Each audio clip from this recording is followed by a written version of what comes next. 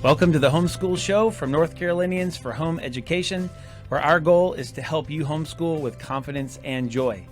I'm your host, Matthew McDill, and we have once again in the studio, Lynn Pierre Jones. How are you? Doing great. Glad to be here. I'm glad you're here again. Oh, yeah. Thanks for joining us. And I just want to say one more time, one thing that's so important that we believe here is that what you're doing as parents, there's not hardly anything else going on that's more important than what you're doing. And so we're excited that you're taking your job, your God-given responsibility seriously, and we're here to help you in any way we can. We want you to leave this program inspired, excited, and ready to continue to fulfill that responsibility. So tell us what we have on the show today for that purpose. All right. Homeschool news. We'll be looking at a concerning homeschool bill being considered in England. We'll also tell you about a field trip we got planned here in North Carolina to Tryon Palace. Now, in Homeschool Conversations, today we will listen to interviews with Andrea Thorpe, one of our Thrive Homeschool Conference speakers, and Melanie Willis, NCHE's Region 2 liaison. And finally, of course, as always, we will have the Homeschool Tip of the Week, where we are going to call all dads. We're going to talk to dads, and we're going to encourage dads about how to be a better homeschool parent. So go ahead and grab your husband or your dad and bring them over so they can enjoy the show with you.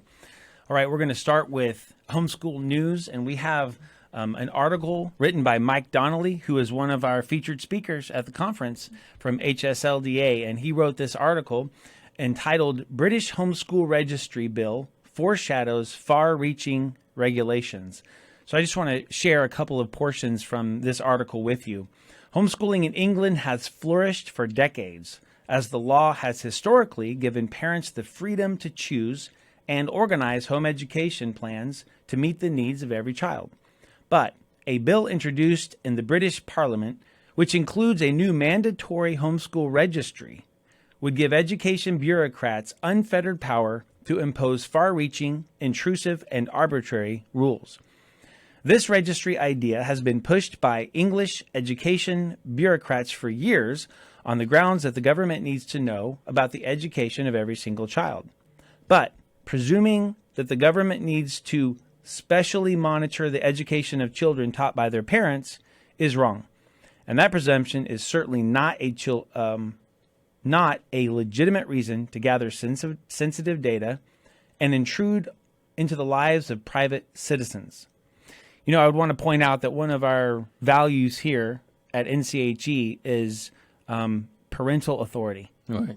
You know, we believe that the parents are the ones who have been given given the responsibility and authority by God to raise and educate their children and to make those educational choices. And we don't believe that responsibility resides at the government level to oversee parents. Correct. So one of the reasons why a registry is being proposed is ostensibly to prevent children not in school from experiencing abuse. However, laws already exist to investigate and respond to child abuse. Adding new bureaucratic requirements for child welfare checks of home educators will only affect law-abiding citizens, as well as increase the workloads of child protection workers, reduce the resources needed to address actual abuse cases. And, you know, a lot of people in the United States are using child abuse as a reasoning to regulate home educators. But that's the same thing we point out. There's already laws in place for that. Exactly. We don't need to add new laws when those laws are already in place. There is nothing wrong with the current English law on home education, and certainly no data or evidence to suggest such a significant change is needed. All evidence points to the fact that home education produces excellent academic, social, civic, and emotional outcomes. So we're going to be with HSLDA. We're going to be keeping an eye on this and see how things develop. So we want to just mention to you that we have a really fun field trip planned for you coming up soon on Tuesday, September 27th at the Tryon Palace in New Bern, North Carolina. Transport yourself and your children back to the year 1770. That's what it says on the website. When the British Colonial Governor William Tryon lived and ruled from Newbern. In 1775, the palace became the center of colonial government with the beginning of the Revolutionary War and remained North Carolina's capital until it was moved to Raleigh in 1792. This is a major historical place for North Carolina. You should take your kids to this. That's cool. This is a great plan. So put that on your calendar, and we'll have a link in the show notes where you can go and register. Sounds great. Yep. Now, moving on to Homeschool Conversations. At our Thrive Homeschool Conference this year, our very own T. Essence had a fantastic conversation with Andrea Thorpe, one of our conference speakers. After she's worked in public school systems for many years, Andrea has spent the last 12 years homeschooling her 3 daughters. In addition to being a speaker on home education, she has authored many articles and books. Let's listen to T. Essence's conversation with Andrea.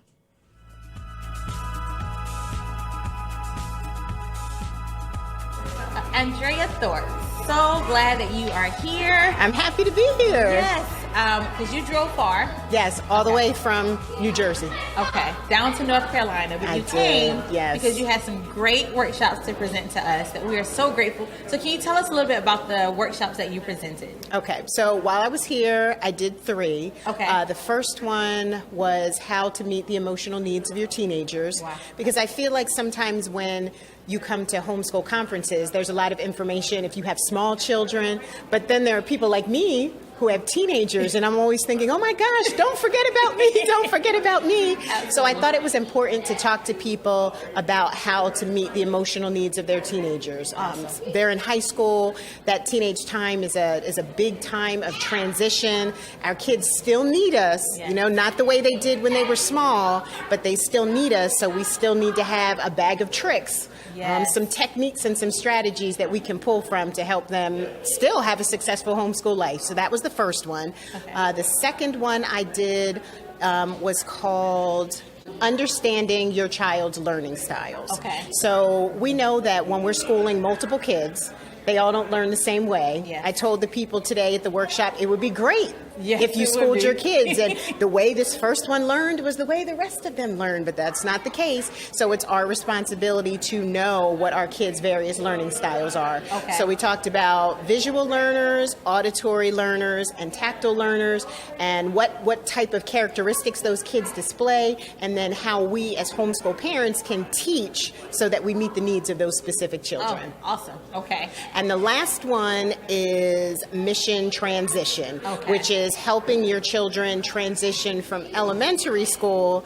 up to middle school. So before I talked to you about how the teenage years are a time of transition, but we don't want to forget the ones who are in elementary school who now suddenly have to go up to middle school and find out that they have more responsibility, Yes. there's more work, their bodies are changing. Yes. So as parents, we want to be equipped to handle those things too. So that's what that workshop is So about. I love all those workshops because, like you kind of said, you weren't thinking about the academic stuff, but the things that really kind of drive the academic stuff. Where are they in life, and how do they learn, and how we can help them? And Yeah. I have a 13-year-old, so I'm a new teenager parent, and that emotional needs, It's real. that is real, you know. And as their teachers and their parents, that's a need that we have to meet, you know, and that's something. So that's awesome that you were It able is. to equip parents. And I that was way. thinking too that we do, like you said, there's a lot of focus on academics, and Yes. certainly we're homeschoolers, right? Absolutely. That's definitely important.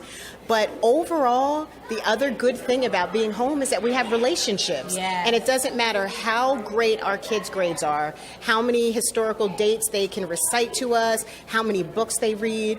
If they leave our house without having had good relationship with us, you know, we haven't done the job. So Absolutely. we want to make sure we're taking care of both of those things. Okay, now what are the ages and stages of your kids that you have?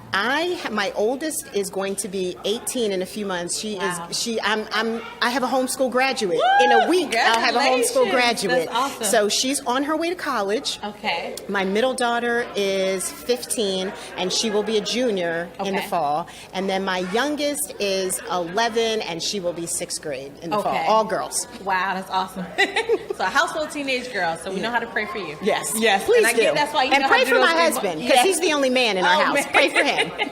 Okay. So I wanted to ask that about the ages and stages of your kids and what you were saying about relationship. So having those different ages, because most homeschoolers do, right? We tend to have a good brood of kids. Right. How would you encourage parents to be able to make time for academics, make time for relationships, meet the emotional needs of kids, help with transitions, especially when you have so many? How would you encourage parents in doing so? I think about it just as a lifestyle. You know what I mean? I don't think about it as, oh, I have to do this, I have to meet this need, I have to do this, I have to do that. I kind of think about it just as living. We know our kids as individuals. We know what our kids need. So just in the course of living life, I'm meeting their needs. Okay. There are some times where, I'll say, I can say to myself, I can tell that, this girl needs some alone time with me. You just kind of, you look, and as the young people like to say, you read the room, right? Read the room. And you see what a child needs at a particular time. And my other girls, they know, because I can also tell when they have a need, and they know when it's their turn per se. But and teaching them how to relate to one another, how to care for one another too. That's another part of that relationship too. So yes, they're getting nurturing from me, they're getting nurturing from my husband, but the other benefit that comes from homeschooling is we don't have to always be the one doing it. My youngest, she's 11. She goes, if she, is having an issue or having a problem, certainly she'll come to my husband and I, but she's got an 18-year-old sister practically. She also feels comfortable going to her sister and doing that, but that's because we've spent time at home together, we've cultivated relationships together, and we're just living life and doing that. And I think sometimes, and I'm not saying it's not difficult, because I don't want to belittle that at all. But I think sometimes if we think too hard about it and we say, oh my gosh, I have to check this box, I have to check this box, I have to do this. No, we just need to live our lives. Okay. And God gives us grace, and He fills in the gaps, and things work and fit. So I hate to see, moms and dads worked up about those kind of things, because if we're just living the family life that He's given us, right? Yes. All those things come together, and He is the best gap filler there is. Yes, He is. I love that. So just living at a perspective of, this is the family God has given me. So let me be present. Yes. Let me be relational. Let me be a servant of my kids as their caretakers, and then let me empower them to serve one another. Perfectly stated. That's awesome. Exactly. You need to write that down. Yes, okay. We need to write that down. So that's good. I love that. So again, you've been homeschooling for a while. You got your first homeschool graduate. So for those new moms starting out, what advice would you give to them? I tell new moms to give themselves grace. Okay. You don't have to do everything, and it doesn't have to be done right. And can I add a second thing? Go for it. Enjoy your kids. Yeah. It goes by so fast. Like, it makes me stutter, because I feel like we just took my eldest home from the hospital yesterday. Like, that's how it feels. Yeah. And when I leave here, we're going home to graduate her, and then a few weeks after that to pack up her stuff so that she can go to college. So enjoy those kids. Make memories with them, so that when they leave your house, they leave with fond memories. Yeah. And when they grow up and they have their own families, they have a legacy to look back on, and a model that they want to make their own family after. That's awesome. Such good goals. So glad you are here, truly. And I hope that you continue to come back, that you will continue to bless North Carolina families, and just all of us new homeschool moms. So thank you so much. Oh, you're more than welcome. Thank you. Well, that was some good wisdom right there. Oh, yes. Pay attention, be aware of, goes fast. And enjoy your kids. Enjoy your kids. Enjoy your kids. That's hard to do sometimes, yes, but you can do it. You can do it. She mentioned 3 excellent workshops that she did at the conference, and you can get those recordings if you go to nchu.com for $5 each. And we're going to have in the show notes a link to each one of those recordings. If any of them sound interesting to you, then you can go check them out and you can purchase them. So for the past few weeks, we've been introducing to you some of our board members and some of our regional liaisons. We're going to continue to do that today and introduce to you Melanie Willis, who is our Region 2 liaison. I had a conversation with her at the conference also, so let's check that out. All right, we're here at the 2022 Thrive Homeschool Conference, and we've especially been enjoying introducing our regional liaisons to you. And today we have Melanie Willis, who is Region. I am Region 2. Region 2. And how long have you been doing that? I have been doing that for approximately 4 years. COVID kind of messes with the brain on the numbers. Yeah, there's a whole year missing. Yeah. What region is Region 2? What are some of the Region counties 2 there? is Surrey, Catawba, Iredell. I'm sure I'm supposed to know more. Yeah, but that area. Yeah, That's that good. area. And of course, as usual, you can go onto nchu.com and look at the map and find out what county you're in and what region you're in. The map is my friend. Yeah, have to keep looking at the map. So, how long have you been homeschooling? I have been homeschooling for 12 years now. Nice. Yes, I have So you maybe graduated can help people. one. Yeah, I do. I know a little bit, not well. So I have one that I've graduated, and then 5 teenagers all smashed together. Wow, I bet that's fun. That's loads of fun. So, are you two in the middle of it to give advice for teenage, like that period of time? Love them. Yeah. Love them. That's about what gets me through. And let's contrast that. Love them as opposed to being irritated with the them. constant irritation, the battling, the fighting. The fighting, yeah. Don't battle so much. Just love them. That's great. Any other thoughts, advice, encouragement for parents? You can do it. You are good enough. It is worth it. And I think that I could say it was worth it long before I knew that it was worth it, because I had other homeschool parents that I watched, and I saw the looks in their eyes and in their high school graduates' eyes, and it's worth it. That's great. They have a good bonding that you get out of all the time that you get to spend that you lose if you're sending them away. It's so good for relationships. Yeah. So good for the family. Growing them up in your home in Christ's name. Well, thanks for serving and being available. love And I doing hope it. if you're in Melanie's region, you will reach out to her if you need anything. Always there to help. All right. Thanks. We really appreciate Melanie and all of our regional liaisons.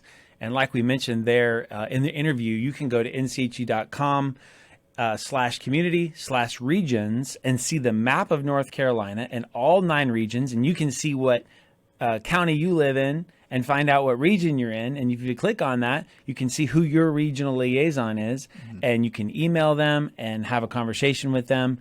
And they're there to help you out in any way that they can. So we're going to go to our homeschool tip of the week. And once again, we're so glad to have Lynn here.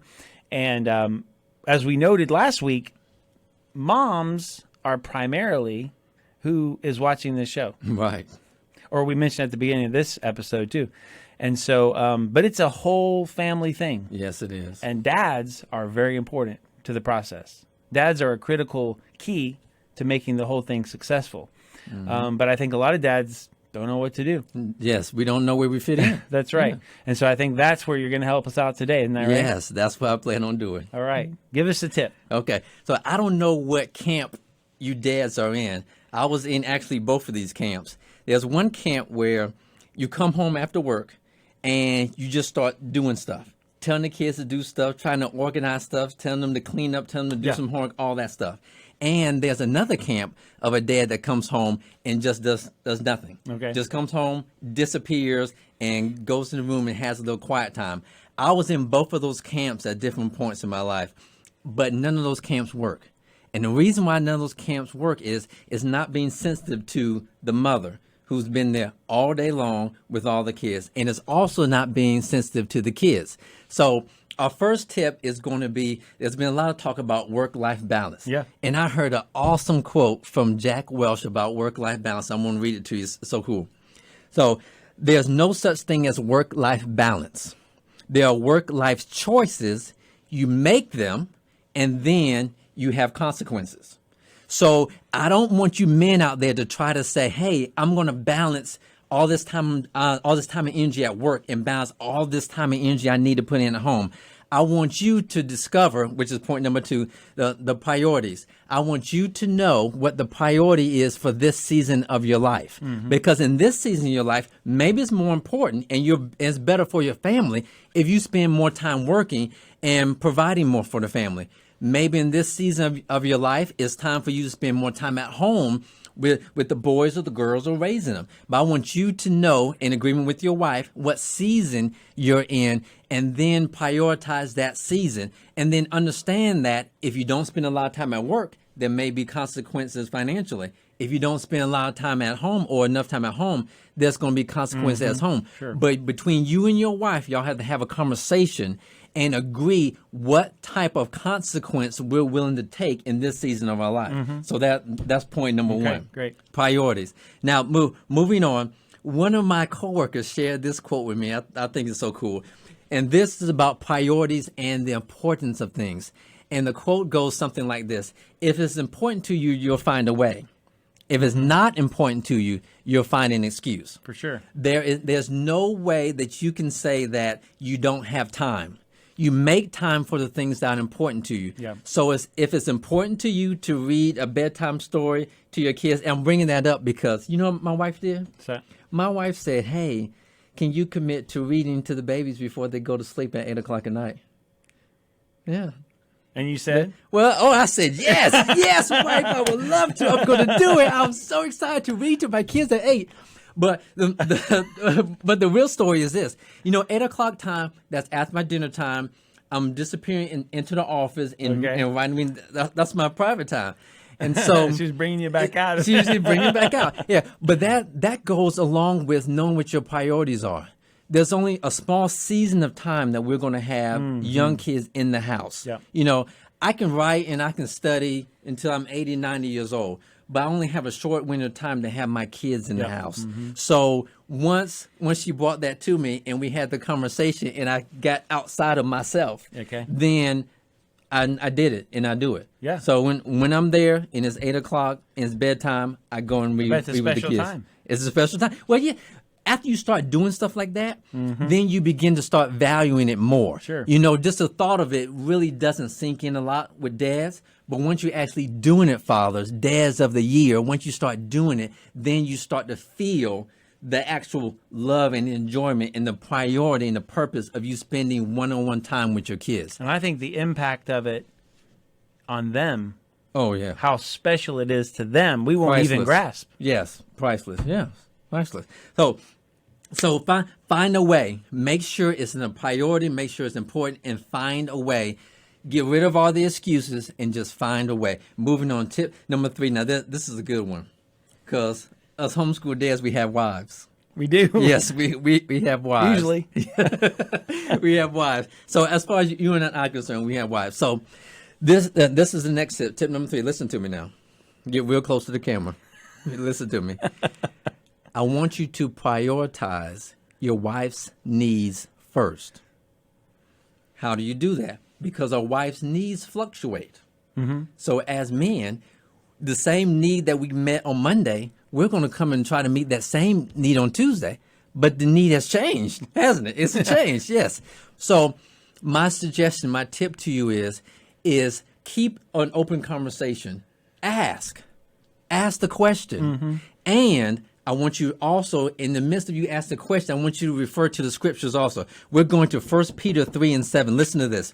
In the same way, you husbands, I'm talking to husbands, dads out there, live with your wives in an understanding way with great gentleness and tact. I'm working on my gentleness and tact. With, and listen to this, intelligent regard for the marriage relationship. Intelligent regard. When you think of regarding something, you're lifting it up. So intelligently, the scriptures is telling you to lift up your marriage union. Put it up on a pedestal. When you come home after a hard day's work, the most important thing after you take your shoes off and put your bag down is to elevate your marriage relationship. Talk to your wife. What do you need me to do? How can I help you? And it's going to change every day. And it might be the same as it was last week, but at least you're asking. There was a funny show, Everybody Loves Raymond. And there was an episode where Raymond, on his days off, he wanted to go play golf. And his wife got really upset about it. But the whole thing was, so Raymond said, okay, you're really upset that I want to go play golf. So therefore, I want to meet your needs. So I'm going to stop playing golf. And I'm just going to be home with you. And she was like, no. And as the show goes on, it turns out that it's not that she wanted him at the house. It's that she wanted him to want to be at the house. Okay. So she wanted him to want to be there and want to be involved, but he didn't have to actually be there and be involved. So husbands, I'm telling you, go and talk to your wife. Find out what her needs are and meet the need. It might not be as tough as you think. And lastly, watch your mouth. Watch your mouth, husbands. You, at the end of the day, I know you're tired, but listen to me. There's a difference in you saying, I got to go home and look after the kids, or I got to go home and read the kids, or I got to go read to the kids before I go to sleep.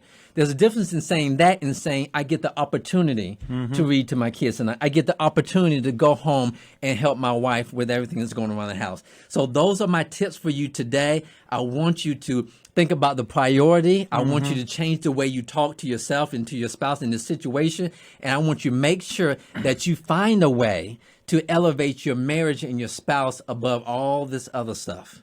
It'll work out for you. That's right. Thank you, Lynn. That's powerful. Yes. And we want to ask you again, share this with your dads, share this with your husbands. Let them hear and be encouraged. We want to help the moms, but we want to help everybody in your home to homeschool with confidence and joy. So share this with others who will benefit from it. And once again, you can go to nche.com/the homeschool show and find out how to find us on YouTube and find us on podcasts. You can leave a review there. We'd love to hear from you. The homeschool show at nche.com, and anything we can do to help you out. And until next week, continue to homeschool with confidence and joy.